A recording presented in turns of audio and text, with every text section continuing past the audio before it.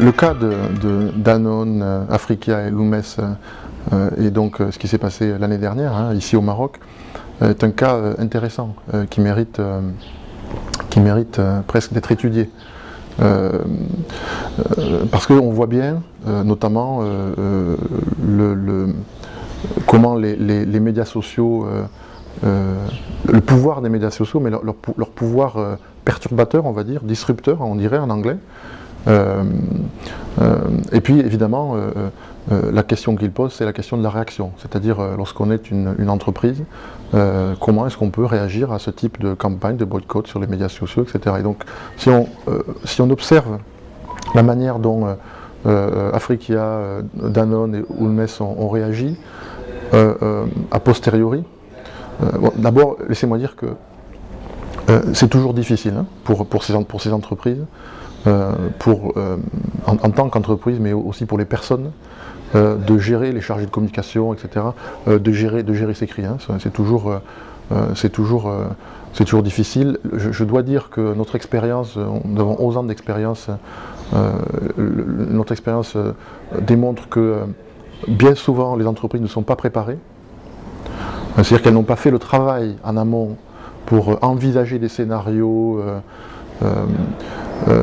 et que lorsque cela arrive, elles se retrouvent évidemment démunies, que assez souvent la conclusion, enfin la situation, c'est que comme elles ne sont pas préparées, comme elles se retrouvent démunies, elles tardent à réagir, voire même elles hésitent à réagir, donc elles sont dans l'attentisme un peu, donc elles subissent.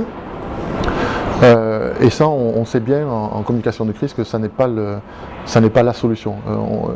La communication de crise, c'est tout sauf attendre que ça passe. Ça ne fonctionne pas. Parce que, vous savez, ne pas communiquer, c'est envoyer un message. Voilà, ça peut être un message que, regardez, vraiment, il s'en moque complètement puisqu'il ne communique pas, ou etc. Donc ne pas communiquer, c'est envoyer un message, et c'est aussi ne pas prendre ses responsabilités. Donc on voit bien que dans la plupart des cas, l'absence de réaction immédiate, qui peut être liée à l'absence de préparation, en fait, met encore plus d'huile sur le feu, et peut faire d'ailleurs d'une affaire pas si grave un brasier qui va aboutir à des gens qui vont être renvoyés de leur poste, etc. etc. Alors nous avons, durant ces 11 dernières années, assisté beaucoup de nos clients, des gouvernements, mais aussi des multinationales, dans des situations de crise. Alors par définition, moi je ne peux pas dévoiler le nom des clients, mais je peux citer quelques exemples. Parce que évidemment, ce genre de contrats sont couverts par ce qu'on appelle les non-disclosure agreements, donc des accords de confidentialité. Mais par exemple, je peux citer l'exemple d'un gouvernement qui nous a contactés il y a je ne vais pas mentionner la période, mais voilà, il y a quelques années, et qui a été attaqué par une organisation internationale non gouvernementale. Et ils ont été attaqués, eux considéraient qu'ils avaient été attaqués à tort. Le problème, c'est que l'organisation non gouvernementale a publié un rapport qui était partagé sur les médias sociaux, et là on voit bien l'impact des médias sociaux, parce que les médias sociaux, ce ne sont pas des journalistes. Les journalistes vérifient l'information, les journalistes demandent la contradiction, font un travail de professionnel pour informer. Les médias sociaux, les médias sociaux, on voit bien aujourd'hui, propagent n'importe quelle rumeur, n'importe quelle information, et tout le monde prétend se transformer en journaliste, etc. Bon. Et donc, ce gouvernement, par exemple, donc ce rapport qui a été publié par cette ONG internationale a été repris et je dirais même transformé en quelque sorte par les médias sociaux. Vous savez, les médias sociaux, vous prenez une information le lundi, vous regardez le vendredi, c'est plus la même. On est passé de noir à bleu foncé. Vous voyez, c'est on m'a dit que, et etc. etc. Et donc il a fallu, dans ce genre de situation, rétablir la vérité dans des contextes où on parle des médias sociaux, mais il se trouve qu'il y a tout un écosystème en réalité qui se crée dans ce type de situation de crise, où par exemple, très rapidement, les gens vont créer, parfois Parfois ce sont des gens qui sont bien intentionnés, qui pensent savoir, parfois ce sont des groupes de pression, parfois ce sont des concurrents, parfois ce sont des agences de relations publiques qui vont par exemple, en plus de créer des profils sur les médias sociaux, etc., vont aussi lancer des pétitions en ligne pour pouvoir dire ensuite, regardez, la pétition a recueilli X nombre de, etc. Bon, écoutez, nous sommes toujours parvenus à limiter l'impact pour nos clients, et je dois dire que dans la plupart des cas, nous sommes parvenus à éteindre le feu. On ne fait pas disparaître le feu, mais on identifie ce qui le fait brûler, ce qui l'alimente. On trouve le moyen de le contrer, et ça c'est notre, vous me pardonnerez, mais ça c'est notre sauce secrète, on va dire, en fait c'est notre savoir-faire. On trouve le moyen de le contrer, mais il y a des techniques pour contrer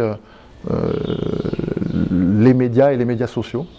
Donc on met en place ces techniques qui sont liées à la connaissance du paysage médiatique, qui sont liées à la connaissance du fonctionnement des médias notamment, et puis qui sont liées évidemment à notre capacité de distribution de l'information. Nous avons un fichier presse de 350 000 contacts, nous sommes en contact permanent avec les rédactions des plus gros médias, non seulement en Afrique, mais aussi dans le monde. Donc c'est assez habituel pour nous de contacter ces médias, et voilà, nous savons comment ils fonctionnent, etc. Donc quand on est capable de faire cela, on est capable tout d'un coup de faire en sorte qu'il n'y ait plus de carburant, que ce feu n'ait plus de carburant, et lentement, ça prend quelques jours, parfois ça peut prendre des semaines, lentement sortir une à une les causes de ce brasier, de ce feu, jusqu'au moment où il n'y a plus qu'un peu de fumée qui s'échappe, et voilà, et les gens et le monde passent à autre chose, et on oublie tout ça. Et après on rentre sur d'autres problématiques qui sont liées un peu à la réparation de la réputation, etc. Mais pour les gouvernements, comme pour les entreprises, je pense aussi à une autre entreprise pour laquelle nous travaillons en ce moment, il y a toujours des solutions. Parce qu'il ne faut pas oublier que notre métier, c'est de fournir à nos clients de la couverture médiatique qui serve ses intérêts. En gros, c'est ça que nous faisons. En organisant des interviews, en diffusant des communiqués de presse, etc. Il y a toujours des solutions. Et je dirais que, en termes de communication de crise, la première chose à faire, enfin, il y a deux choses à faire, au moins.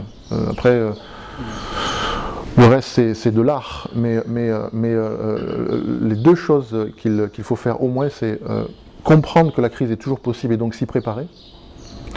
Et la seconde chose, c'est qu'il faut réagir vite. Il faut agir très vite. Bien souvent, c'est comme un feu dans une maison. Si on agit très vite, on a encore une chance de l'éteindre. Puis il ne faut pas oublier que dans les mois qui précèdent, dans les 6 derniers mois, plusieurs médias internationaux, donc médias nationaux à couverture internationale et qui ont une présence en Afrique, ont fait des annonces extrêmement importantes quant à leur investissement sur le sol africain. On peut penser à BBC, qui a annoncé la création de leur plus grand bureau en dehors du Royaume-Uni. Alors, lorsqu'on vous dit que BBC crée son plus grand bureau en dehors du Royaume-Uni, je pense que spontanément, vous pouvez penser à Washington, vous pensez peut-être, je ne sais pas, à Pékin ou à Dubaï, je ne sais pas. Eh bien, ils l'ont créé à Nairobi, au Kenya. Et on parle d'un investissement de 370 millions de dollars. 300 journalistes. Dans le même temps, le Washington Post annonçait le renforcement de son bureau en Afrique. Et évidemment, nous savons tous que récemment, ces 3-4 dernières années, La Tribune, le journal financier français, a créé La Tribune Afrique, que Le Monde a créé Le Monde Afrique, que Le Point a créé Le Point Afrique, etc. À ma connaissance, il n'y a pas de Le Monde Amérique latine ou Le Monde Asie. On peut penser aussi à Euronews, la chaîne de télévision Euronews, qui a créé Africa News. Donc on voit bien qu'il y a un intérêt croissant. On voit bien que les médias internationaux, eux, ont bien compris, enfin les médias nationaux à couverture internationale ont bien compris qu'il était temps d'investir, qu'il y avait de l'argent à faire, ils n'investissent pas pour le plaisir. Hein. Et donc toute la question c'est de savoir si les médias africains vont être capables de contrer et de faire en sorte de garder pour eux une partie de la manne financière que constituent les dépenses publicitaires des entreprises multinationales. C'est un enjeu extrêmement important parce que l'argent c'est la capacité d'investir, de recruter les talents dont l'Afrique a besoin et l'enjeu au final c'est l'enjeu du contenu. Puisque l'une des questions qu'on peut se poser évidemment aujourd'hui, c'est pourquoi est-ce que quelle est la raison? Pourquoi est-ce que les médias, pourquoi est-ce que les Africains regardent plus les médias internationaux que les médias africains?